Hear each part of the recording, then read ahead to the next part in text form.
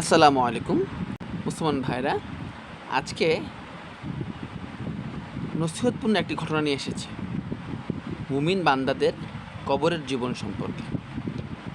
একদিন নূরে মুজাসসাম হাবিবুল্লাহ হুজুর পাক সাল্লাল্লাহু আলাইহি ওয়াসাল্লাম ওনার একজন সাহাবী রাদিয়াল্লাহু তাআলা আনহু ইন্তেকাল করলেন। হুজুর পাক সাল্লাল্লাহু আলাইহি সাল্লাম তিনি ওনার জানাজা পড়ালেন। তারপর একদল সাহাবী রাদিয়াল্লাহু তাআলা আনহুম ওনাদের সাথে মৃতদেহ দাফন করার জন্য কবরস্থানে গেলেন। দুজন সাহাবী রাদিয়াল্লাহু তাআলা আনহুমা কবর খুঁড়তে শুরু করলেন। সবাই চুপচাপ মৃতদেহকে ঘিরে বসে আছেন। কবর খনন শেষ না হওয়া পর্যন্ত অপেক্ষা করছেন।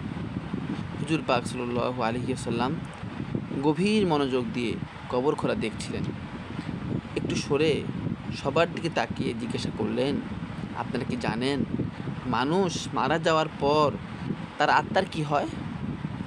সবাই খুব আগ্রহ নিয়ে হুজুর পাক সাল্লাল্লাহু আলাইহি ওয়াসাল্লাম ওনাকে বললেন, ইয়া রাসূলুল্লাহ সাল্লাল্লাহু আলাইহি ওয়াসাল্লাম, দয়া করে আমাদেরকে বলুন। হুজুর পাক সাল্লাল্লাহু আলাইহি ওয়াসাল্লাম তিনি প্রথমে কবরের দিকে তাকালেন, তারপর আকাশের দিকে তাকালেন, তারপর ইরশাদ মোবারক করলেন, মানুষ যখন একেবারে মৃত্যু সজ্জায় শায়িত থাকে তখন সে মৃত্যুর ফেরেশতা আলাইহিমুসসালাম ওনাকে দেখে ভয় পেয়ে যায়। কিন্তু যে হাকিকি মুমিন তাকে মৃত্যুর ফেরেশতা আলাইহিসসালাম হাসি মুখে সালাম দেন, অভয় দেন, তার মাথার পাশে এসে বসেন।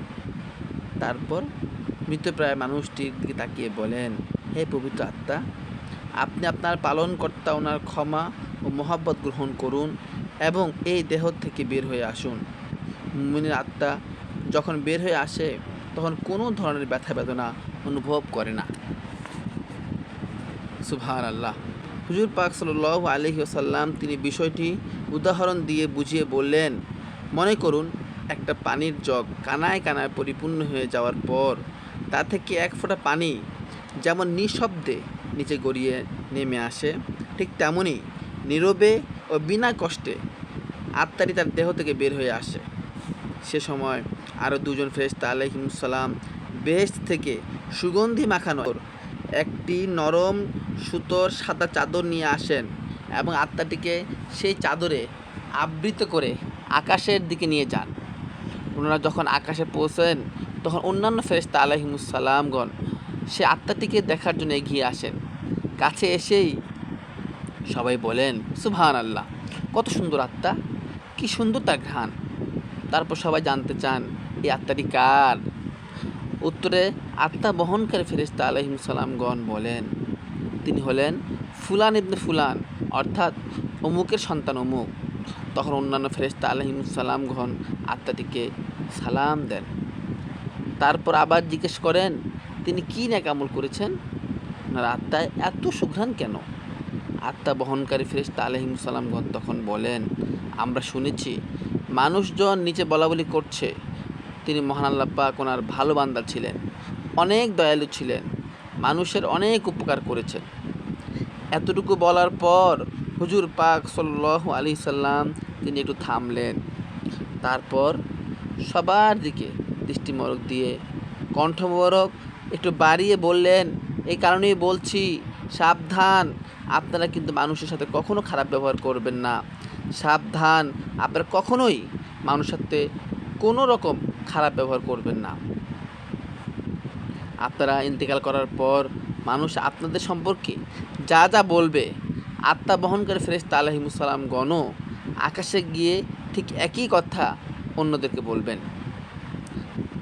তারপর তিনি আবার একটু চুপ করলেন, কবরটার দিকে দৃষ্টি মোবারক দিয়ে আবার বলতে শুরু করলেন, এ সময় মানুষ যখন পৃথিবীতে মৃতদেহকে কবর দেওয়ার জন্য গোসল দিয়ে প্রস্তুত করবে তখন মহান আল্লাহ পাক আত্মা বহনকারী ফেরেশতা আলাইহিমুসসালামগণকে বলবেন, আপনারা যান, এখন আবার এই আত্মাকে তার শরীরে রেখে আসুন। তারপর মৃতদেহকে কবরে রেখে যাওয়ার পর দুজন ফেরেশতা আলাইহিমুসসালাম আসবেন। ওনাদের একজন মুনকার আলাইহিসসালাম আর একজন নাকির আলাইহিসসালাম। ওনারা মৃত ব্যক্তিকে তার সৃষ্টিকর্তা, তার দিন ও তার নবীর সম্পর্কে জিজ্ঞাসা করবেন, তারপর চলে যাবেন। ওনারা চলে যাওয়ার পর আত্মাটি কবরে আবার একাকী হয়ে যাবে। সে এক ধরনের অজানা আশঙ্কায় অপেক্ষা করবে। এমন সময় সে দেখবে খুব সুন্দর একজন তার কবরে তার সাথে দেখা করতে এসেছে। তাকে দেখার পর আত্মাটি ভীষণ মুগ্ধ হবে। এত মায়াবী ও সুন্দর চেহারা সে জীবনেও দেখেনি। আত্মাটি তাকে জিজ্ঞাসা করবে, আপনি কে? সে সুন্দর ব্যক্তি বলবে, আমি আপনার জন্য অনেক বড় সুসংবাদ নিয়ে এসেছি। আপনি দুনিয়ার পরীক্ষায় উত্তীর্ণ হয়েছেন। আপনার জন্য মহান আল্লাহ পাক জান্নাতের ব্যবস্থা করেছেন। আপনি কি সেটা একটু দেখতে চান? আত্মাটি ভীষণ খুশি হয়ে বলবে, অবশ্যই আমি দেখতে চাই, আমাকে একটু জান্নাত দেখান। সুন্দর ব্যক্তি বলবে, আপনার ডান দিকে তাকান। আত্মাটি ডান দিকে তাকিয়ে দেখবে কবরের দেয়ালটি সেখানে আর নেই। সে দেয়ালের দরজা দিয়ে অনেক দূরে সুন্দর বেহেশত দেখা যাচ্ছে। বেহেশতের রূপ দেখে আত্মাটি মুগ্ধ হবে ও প্রশান্তি লাভ করবে এবং সেখানে যাওয়ার জন্য অস্থির হয়ে সুন্দর ব্যক্তিকে জিজ্ঞেস করবে, আমি সেখানে কখন যাব, কিভাবে যাব? সুন্দর ব্যক্তি মৃদু হেসে বলবে, যখন সময় হবে তখনই আপনি সেখানে যাবেন ও সেখানেই থাকবেন। আপাতত কিয়ামত পর্যন্ত আপনাকে অপেক্ষা করতে হবে, ভয় পাবেন না।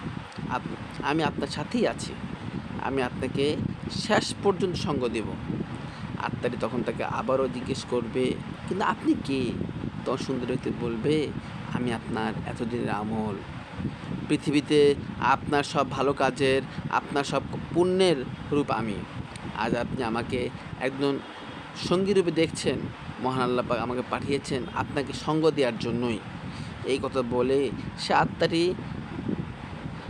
আত্মাটির উপর যত্ন করে হাত বুলিয়ে দিবে এবং বলবে, হে পবিত্র আত্মা, এখন আপনি শান্তিতে ঘুমান, নিশ্চিন্তে বিশ্রাম নিন। তারপর আত্মাটি এক নজরে বেহেশতের দিকে তাকিয়ে থাকবে এবং একসময় এই তাকানো অবস্থায় গভীর প্রশান্তিতে ঘুমিয়ে পড়বে। সুবহানাল্লাহ। হুজুর পাক সাল্লাল্লাহু আলাইহি সাল্লাম এতটুকু বলে থামলেন। আর হযরত সাহাবায়ে কিরাম রাদিয়াল্লাহু তাআলা আনহুম ওনারা নিজেদের ভেজা চোখ মুছলেন। ঘটনা থেকে শিক্ষণীয় বিষয় কী, বা এই ঘটনা থেকে আমরা কি কি শিখলাম?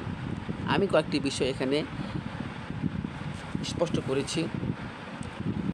প্রথমত, মুমিনের রূহ বা আত্মা যখন বের হবে তখন সে কোনো ধরনের ব্যথা বেদনা অনুভব করবে না। এজন্য আমাদেরকে হাকিকি মুমিন হওয়ার কোশিশ করতে হবে। দ্বিতীয়ত, মানুষ ইন্তেকাল করার পর দুনিয়াতে মানুষ মৃত ব্যক্তির সম্পর্কে যা যা বলবে, আত্মা বহনকারী ফেরেশতা আলাইহিমুসসালাম গণও আকাশে গিয়ে একই রকম কথা অন্যান্যদেরকে বলবেন। এজন্য সকলের সাথেই উত্তম আচরণ করতে হবে। কখনোই কারোর সাথে খারাপ ব্যবহার করা যাবে না, অশুভ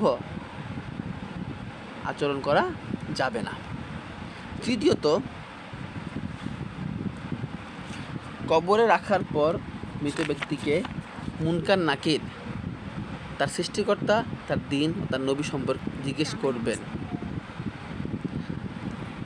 তাই আমাদের প্রত্যেককে সৃষ্টিকর্তা, দিন এবং হুজুর পাক সাল্লাল্লাহু আলাইহি ওয়াসাল্লাম ওনার সম্পর্কে জানতে হবে, উত্তম ধারণা পোষণ করতে হবে, উত্তম আকীদা পোষণ করতে হবে। চতুর্থত,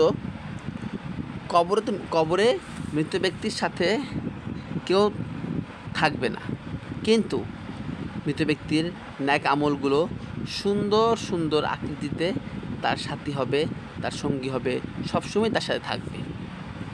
এজন্য আমাদেরকে বেশি বেশি ন্যাক আমল করতে হবে, ন্যাক আমল করতে হবে এবং পরকালের প্রস্তুতি গ্রহণ করতে হবে।